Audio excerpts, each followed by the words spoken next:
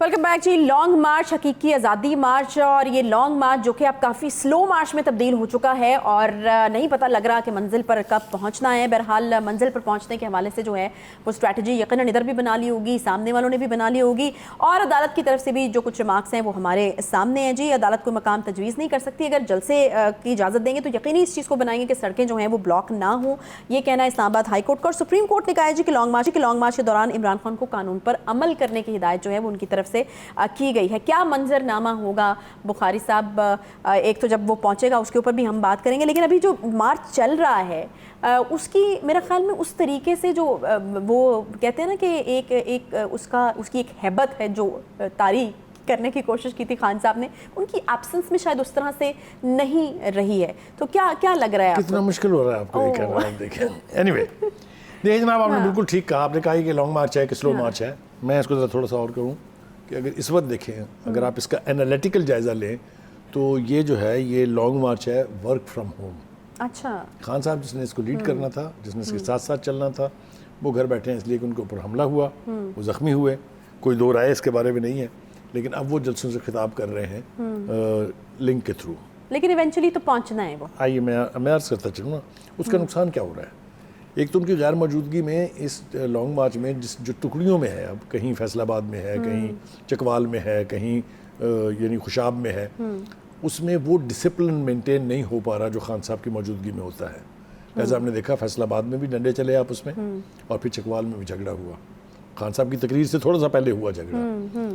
یہ اس وقت ہوتا ہے جب لاوارثگی کا عالم نہیں ہوتا، جب اس لیے کہ جو لوگ سڑکوں پر نکل آتے ہیں وہ گھر سے طے کر کے آئیں کہ انہوں نے احتجاج کرنا ہے، تو وہ ایجیٹیٹڈ تو ہوتے ہی ہیں.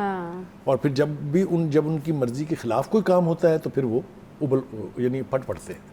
تو یہ مظاہر جو ہیں اس کو فوری طور پہ خان صاحب کو چاہیے کہ کنٹرول کریں، کیونکہ یہ بات بڑھے گی اگر تو یہ پھر مختلف جگہ میں جنگل کی آگ کی طرح پھیلے گی. گروپس تو موجود ہیں پی ٹی آئی میں، کون کہتا ہے نہیں ہے. تو وہ گروپس اگر آپس میں جھگڑ پڑے تو جو الٹیمیٹ آبجیکٹیو ہے کہ وہ پنڈی پہنچ کے اور کچھ یعنی ایک اچھا مظاہرہ کر پائیں گے، وہ کمپرومائز ہو جائے گا. دوسری بات یہ ہے کہ رانا ثناء اللہ صاحب نے بھی ابھی اس کے اوپر ارشاد فرمایا نا، ان کے بھی ارشادات سننے کے قابل ہوتے ہیں. وہ کہتے ہیں کہ یہ لانگ مارچ جو ہے صرف میڈیا پر ہے، فزیکلی اس کی کوئی صورتحال نہیں ہے. میں ان سے مکمل طور پہ اتفاق تو نہیں کرتا، لیکن میں اس حد تک ضرور اتفاق کرتا ہوں کہ وہ جو ایک تصور تھا یا وہ جو ایک ہیبت، جو لفظ آپ نے استعمال کر کے مجھے ڈرایا، وہ ہیبت جو ہے وہ فزل آؤٹ ہوتی جا رہی ہے. کیونکہ تاثر یہ تھا کہ جس دن خان صاحب نکلیں گے اس دن پورا پاکستان نکلے گا، کیونکہ بقول ان کے پوری قوم ان کے ساتھ ہے. لیکن لاہور سے جو آغاز ہوا تھا ہم نے وہ بھی دیکھا، میں نے اور آپ نے کلوزلی مانیٹر کیا، ہمارا پروگرام بھی تھا اس دن، ہم نے اس کو رپورٹ بھی کیا. تو خیال یہ تھا کہ اگر یہ بھی مینٹین ہو جائے تو پھر بھی امپیکٹ جو آگے بڑھیں گے امپیکٹ بڑھتا چلا جائے گا. فزل آؤٹ ہونے کی ایک وجہ تو خان صاحب کی ایبسنس ہے، اس میں تو کوئی دو رائے نہیں. یہ تو وزیر آباد ہوئی نا، پلیز آپ ان کو بلا وجہ کریڈٹ ہاں نہیں، میں کہہ رہی ہوں کہ یہ ان کی ایبسنس ہوئی ہے جا کے وزیر آباد میں. پوچھنا یہ چاہ رہی ہوں کہ جو اتنا آپ نے اس کو جو ہے وہ کھینچ لیا، اگر جلدی پہنچتے تو شاید وہ ایک ردھم جو ہے اس کا وہ برقرار رہتا. اور جس طرح سے چینلز کے اوپر بھی ایک وہ فضا بنی ہوئی تھی، ٹرانسمیشن شروع ہو گئی تھی، جی خان صاحب لانگ مارچ لے کر نکل پڑے. آپ نے بالکل شروع میں ٹھیک کہا کہ یہ لانگ مارچ نہیں سلو مارچ ہو گیا ہے. سلو مارچ کا امپیکٹ نہیں بنتا پھر. اب الٹیمیٹلی ہوا یہ ہے کہ ان کا یہ لانگ مارچ جو ہے یہ علاقائی ریلیز میں کنورٹ ہو گیا. آپ مرید کے پہنچے، وہاں جلسہ ہو گیا، اس کے بعد لوگ گھروں میں واپس آ گئے. آپ خود بھی آگے تھے.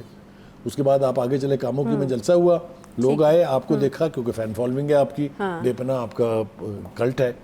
پھر آپ بھی گھر واپس آگے، وہ بھی گھر چلے گئے. جو آگے بڑھتے گئے تو وہ تھن آؤٹ ہوتا گیا. اور میں آپ کو بتاؤں ایمانداری سے کہ جو کراؤڈ وزیر آباد میں تھا اس سے خان صاحب خود بھی برہم تھے، خود بھی خوش نہیں تھے. اور پھر وہ سانحہ ہوا جو نہیں ہونا چاہیے تھا. خان صاحب جس میں زخمی ہوئے، ان کے اوپر حملہ ہوا، جس کو وہ سازش قرار دیتے ہیں. وہ سازش نکلتی ہے یا کیا نکلتا ہے اس کے اندر، وہ جب انویسٹیگیٹرز اس کو دیکھیں گے. ابھی ہمارے سامنے جو باتیں آ رہی ہیں وہ بڑی حیران کن ہیں. فیصل واڈا نے کل بیٹھ کے کیا کہہ دیا آپ کے سامنے ہے. وہ کہتے ہیں کہ وہ گارڈ، وہ جو معظم کی ہلاکت ہوئی، وہ جو کنٹینر کے اوپر کھڑا گارڈ تھا اس کی گولی سے ہوئی ہے. پوسٹ رپورٹ ہے وہ اس کو سبسٹینشیٹ کر رہی ہے کہ ہاں بالکل ایسے ہی ہے، کیونکہ گولی اوپر سے آئی ہے، وغیرہ وغیرہ. تو یہ ساری چیزیں جو ہیں یہ اس مارچ کے آبجیکٹیو کو کمپرومائز کرتی جا رہی ہیں.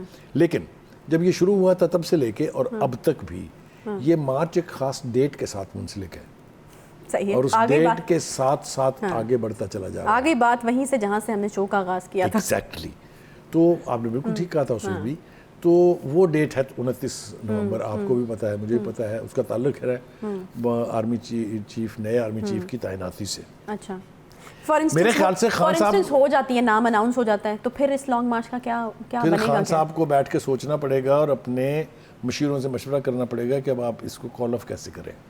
اچھا، نہیں دیکھیں نا، یہ تو آپ کے علم میں ہے نا کہ وہ آج کل صحافیوں کو بلا رہے ہیں، آج کل وہ گھر میں موجود ہے تو صحافیوں کو بلا کے ملاقاتیں ہوتے ہیں، تو وہاں پر وہ صحافی بھی آپ نے دیکھے ہوں گے نا؟ جی دیکھیں، وہ وہاں پر اپنے خیالات کا اظہار کرتے ہوئے یہ فرما رہے تھے، وہ یہ کہہ رہے تھے کہ جب جیسے ہی پنڈی پہنچے گا آپ دیکھیں کہ پبلک کس طرح سے باہر نکلتی ہے، کیونکہ وہاں سے میں نے لیڈ کرنا ہے۔ تو آپ کو لگتا ہے کہ وہ جب وہاں پنڈی پہنچیں گے تو ابابیلوں کی طرح سے لوگ اوپر سے برسیں گے، وہ تو ٹھیک ہے، ہو سکتا ہے ایسا ہو، ان کی خواہشات ہیں، اس میں کوئی دو رائے نہیں ہے، لیکن جو میں کہہ رہا ہوں اس کو آپ تھوڑا توجہ سے سنیے گا کہ اگر آرمی چیف کی تعیناتی کا اعلان کل یا پرسوں ہو جاتا ہے تو پھر کیا ہوگا؟